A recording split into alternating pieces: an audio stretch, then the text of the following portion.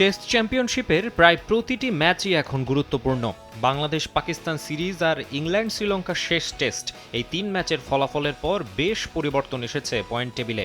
বাংলাদেশ ৪ আর শ্রীলঙ্কা উঠেছে ৫-এ, ইংল্যান্ড নেমে গেছে ৬-এ। বাংলাদেশের বিপক্ষে ২ ম্যাচ সিরিজের আগে শীর্ষে থাকলেও তাই বেশ সাবধানী ভারত। পেসারদের দাপটের দেশ পাকিস্তানে গিয়ে স্বাগতিকদের সাদামাটা বানিয়ে অগ্নিঝরা বোলিং উপহার দিয়েছেন বাংলাদেশি ফাস্ট বোলাররা। সাকিব, মিরাজ, তাইজুলদের স্পিন ডিপার্টমেন্টও অভিজ্ঞ, তাই অনেক ভেবেচিন্তে উইকেট তৈরি করছে ভারত। এমনিতে চেন্নাইয়ের এম.এ. চিদম্বরম স্টেডিয়ামের উইকেট স্পিনারদের জন্য স্বর্গ। ১৯ সেপ্টেম্বর থেকে শুরু হতে যাওয়া টেস্টেও স্পিন সহায়ক পিচই হবে ধারণা সবার। তবে সফরকারী বাংলাদেশ দলকে ধাঁধায় রাখতে চাইছে ভারতীয়রা। চিপকের অনুশীলনে বেশ কৌশলী রোহিত শর্মার দল।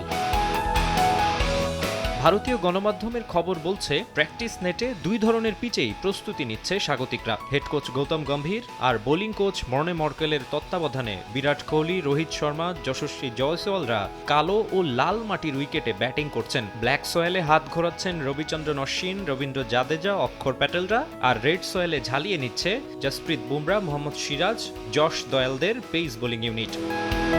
২০১৯ সালে সবশেষ সফরে টেস্ট সিরিজে হোয়াইট ওয়াশ হয়েছিল বাংলাদেশ। ইন্দোর ও কলকাতা ২ টেস্টেই ইনিংস ব্যবধানে জিতেছিল ভারত। এবারও কি সেটার পুনরাবৃত্তি হবে, নাকি নতুন ইতিহাস রচনা করতে পারবে টাইগাররা? মাকসুম আলম খান, সময় সংবাদ।